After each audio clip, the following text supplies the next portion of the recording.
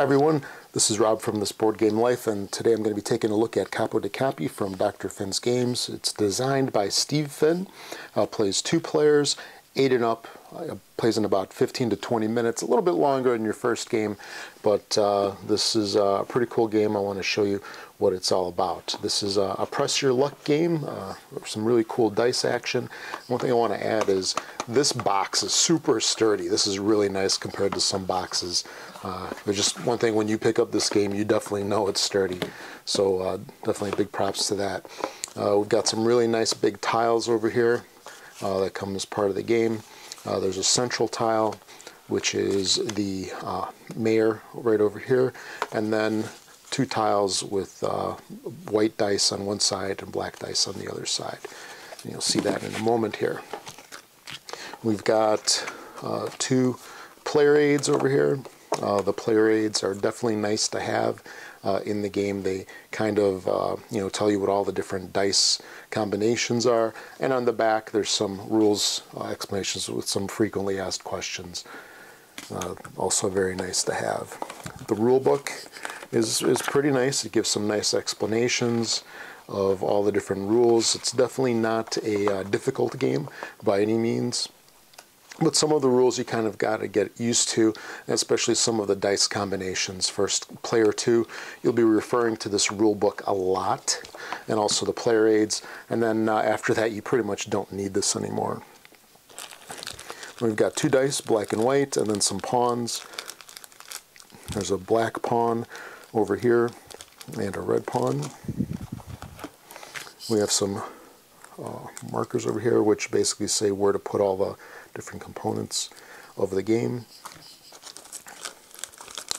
These are value cubes. There's a whole bunch in the game there. And then we've got a bunch of numbered tokens. Some are mayor tokens, influence, and bribe, etc. I did want to add that the bottom of the box is where you'll find the setup for the game. This kind of annoyed me the first time I set up the game, because I had stuff inside the box and you kind of have to flip it over and take everything out to see how to set up the game. But once you set up for the first time, you really don't need this anymore. I suppose they just saved some space in the rule book and put it on the bottom of the box. Kill 2 birds with 1 stone. But let's see what this game is, how it plays, and I'll set it up real quick and we'll take it from there. So this is the basic setup for a 2-player game, which is the only player count for this game of Capo dei Capi. And how it's set up is, in the center you have the mayor tile, and you also place the red token on the 0 spot of the mayor tile. This is the extortion track right there, and we have 3 tiles on either side: white, 3, 2, 1, black, 3, 2, 1 dice on the other side. And we have supply markers, which are these 3 on either side. This almost didn't fit in the frame, but so it's kind of scrunched down so you can see it in the video. They're numbered 1 through 3, and these right here, these are numbered 1 through 3, of course. They're influence tokens of value 1, 2, and 3. On the other side we have mayor tokens right here. And then we have bribe markers over here, bribe tokens. And what these are is they're essentially like these guys here, except they're hidden. They're meant to be face down. They're part of the bribe action. And we have value tokens. These are basically points in the game. They pile up on some of these cards here, and they increase the value of the cards. And of course we have black and white dice. There's only 2 dice in this game. This is a, oh, and there is a black pawn over here, which is the hitman. So the goal of this game is it's a press your luck game. So you're rolling the dice and you're trying not to bust, and you're trying to lock in your positions on these different tiles over here. And you do that by placing these markers. As a result of your dice rolls, you wind up placing them at the different positions over here, like this, as an example. And then eventually you lock in your positions and they get transferred to the boards, to the little tiles here. There's 5 locations on each tile on either side. The opponent would go on the opposite end, my pieces would go over here. And at the end of the game, what you do is when the game's over, you go through and you tally up all of the point values of these numbers over here. whoever is the highest, of course, they win that tile, and the tile is worth 1 point. If during part of the game you get these little value cubes added on here, these are additional points. So at the end of the game, this tile itself would be worth 1 point, and these two would be worth 2 points. So now this is a 3-point tile card right there.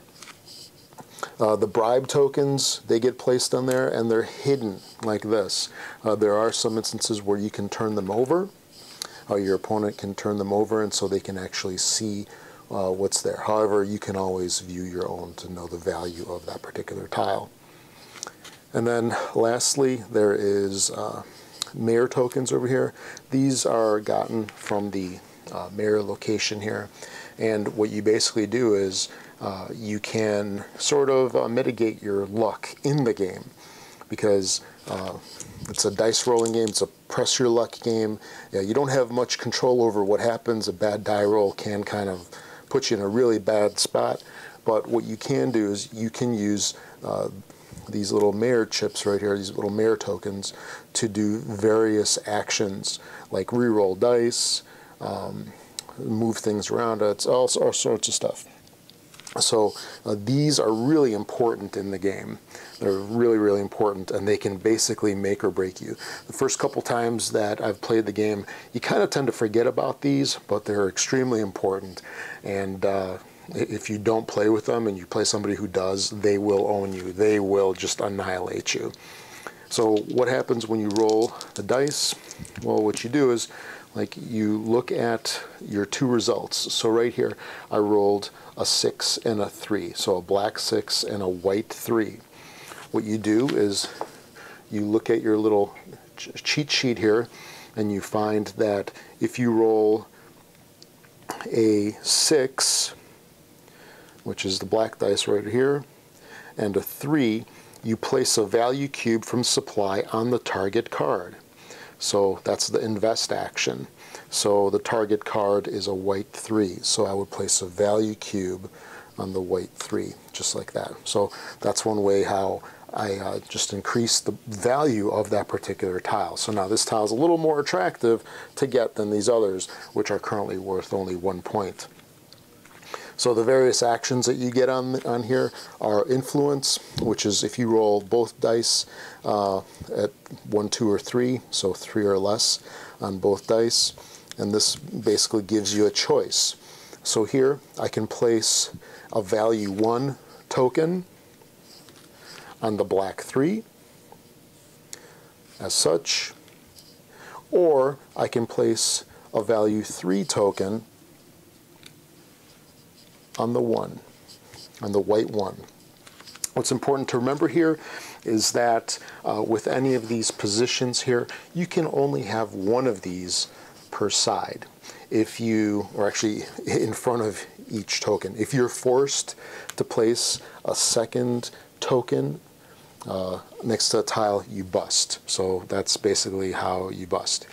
And what you'll want to do is to kind of get these points here like this, and then you say, I'm done rolling, at which point you would then lock, well, actually it wouldn't go here, it would lock in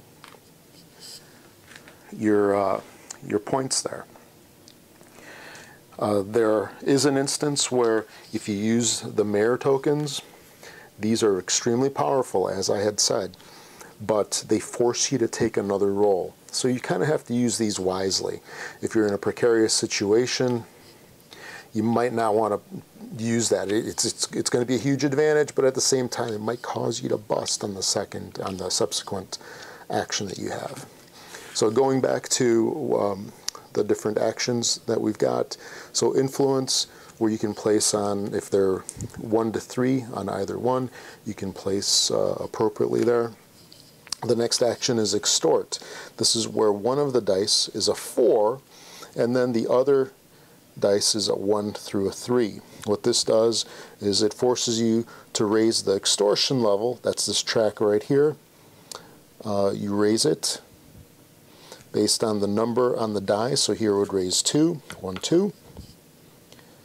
And you place a mayor chip in front here. So in this case, I might add a second one right there. If you get a 5 on one die. And let's say a 5 and a 3 like this. I place a bribe token on this particular spot right here. So I would take a bribe token. Again, these are the hidden values, like this one is a 3. You place this on the white 3 location here. Then we've got a 5 and a 4. Here you can flip an opponent's bribe token to basically see what they've got, so you can kind of level the playing field. When an opponent has a bribe token, you really don't know what they've got. You don't know if it's a 1, 2, or a 3, so it kind of leaves things up in the air. You might not want to go after that tile if it's a 3. The next action is an invest. This is where you have a 6 on one die. And there's a couple of different things that they do. If a die is a 1 through 3, then you place a value cube on a target card, again. Then a 6 and a 4 gives you place a value cube on the mayor card. As such, what's important here is if at the end of your turn you're able to bump up your extortion track over here, if you get all the way up to the 6, you get to take these cubes off of here, and a 5 as well. 5 takes half of them. So this can be a lot of points, because if you accumulate these at the end of the game, it's extra points.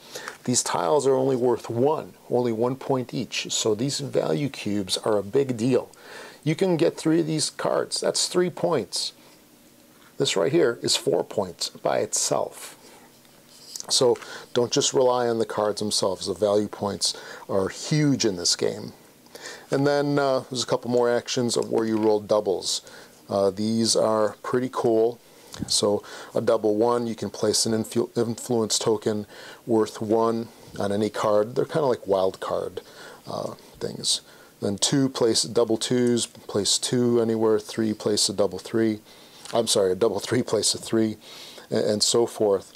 However, there is kind of a catch to this, and that's that if you roll doubles, you get the hitman.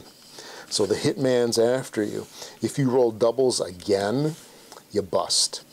So it's awesome to have these double actions, but they can come at a high price. However, you can use your mayor token to negate that, and I'll go over some of the mayor actions over here that are pretty cool. So you can spend 1 mayor token for some actions, and those include shifting a token from one next to one card to another.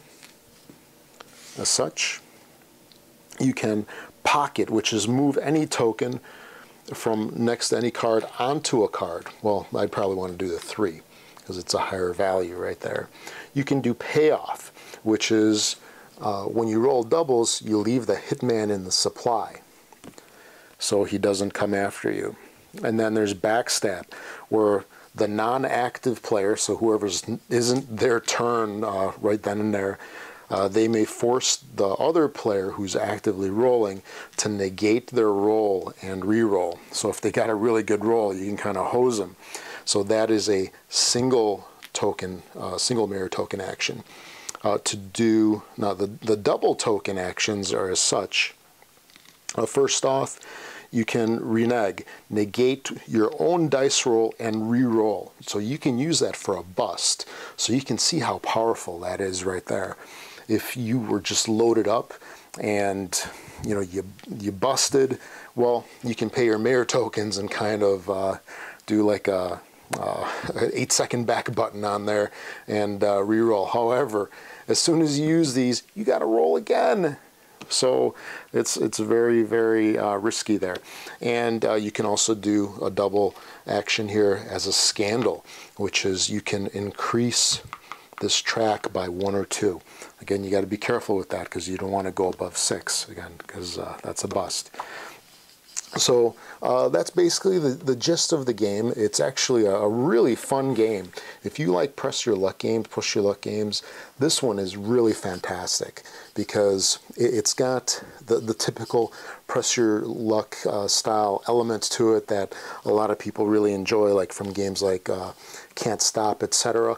But it adds a whole gamer aspect to it because you have these guys right here. You have these mayor tokens that are so powerful. They can basically, bring you back from the brink of busting there.